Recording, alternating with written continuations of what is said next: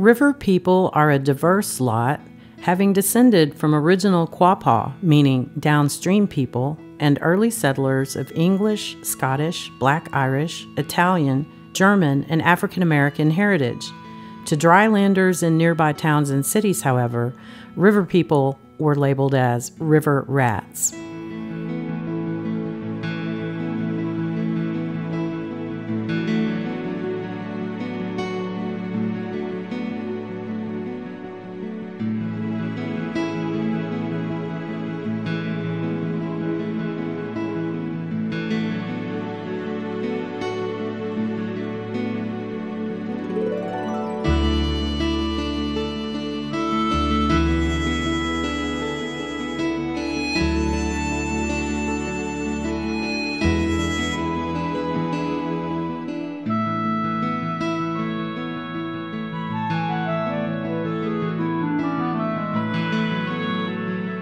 The story of the river people of the Arkansas Delta is completely missing from American history. This community of houseboat dwellers lived for more than a century on the lower White River, the longest river in Arkansas, the natural state. For my ancestors, the river was central to daily life. It sustained us, fed us, and inspired us. The White River was our road and our grocery store. It was our church, school, and playground.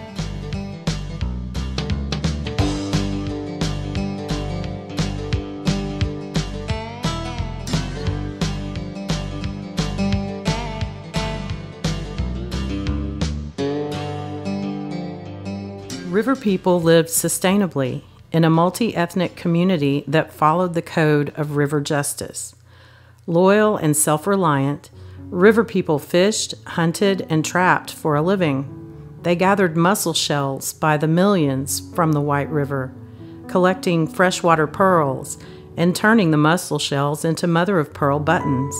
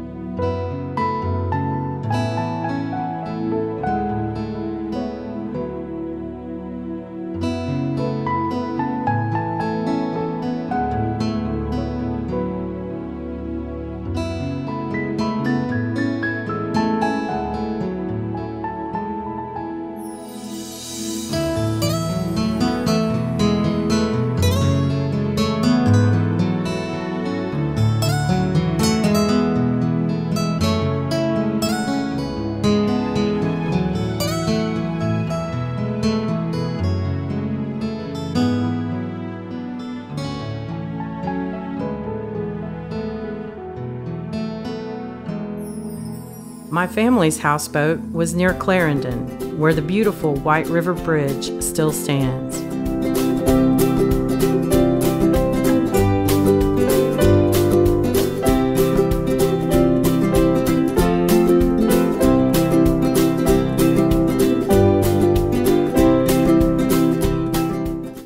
Our houseboat was set up on the riverbank within rock-throwing distance of the White River. In the mid-20th century, officials began building dams and forcing river people off the water. One day, the dam upstream released a wall of water that destroyed our home. Clarendon is also the birthplace of the most beloved member of this lost tribe.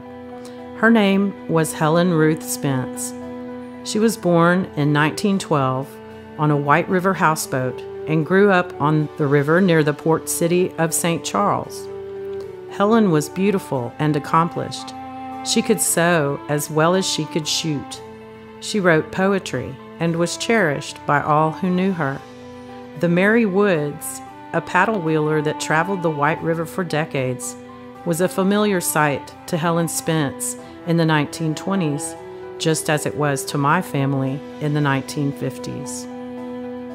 In researching the story of Helen Spence's brief and tragic life, I came to understand the code of the river and to bear witness to the injustice that robbed Helen of her freedom and eventually her life.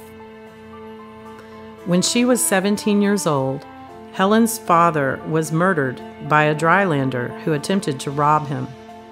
During the trial, Helen pulled a pearl-handled lady's pistol from a fur muff she wore and shot the man 4 times in front of judge, jury, and spectators, killing him. Helen was sent to Arkansas's notorious women's prison, where she was tortured and murdered by corrupt prison officials. The resulting scandal was front-page news across the nation, from the New York Times to the Washington Post. But after her death, Helen was forgotten by all but the river people. More than 80 years after her death, at the age of 22, Helen Spence remains a shining light to the people of the river. Long after our houseboats were destroyed or confiscated, long after countless families were cast out of the paradise that is the lower White River bottomlands. The enforced diaspora of the river people echoes the exile of Helen Spence. Her grave in St. Charles, marked only by a cedar tree planted by those who loved her, is a place of pilgrimage and reflection. As long as there are people who love the river, Helen Spence will never be forgotten, and the code of river justice will abide.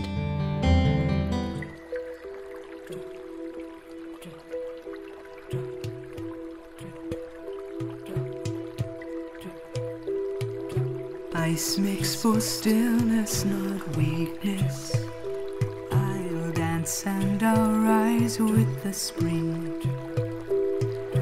Dauntless creator of canyons, look to the water for cheek to the water.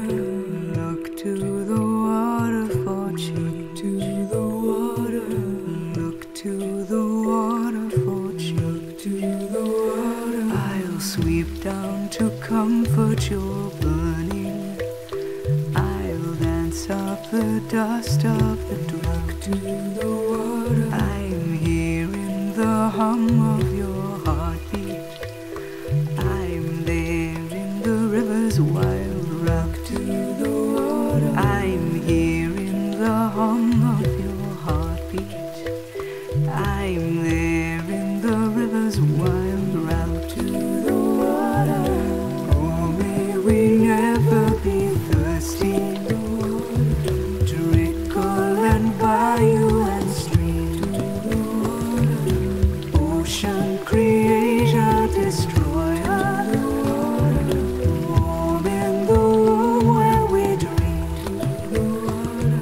The flowers all open in glory, glory. The moment that I come along to the water, to wake up the heart of the delta and nourish the fields with my soul.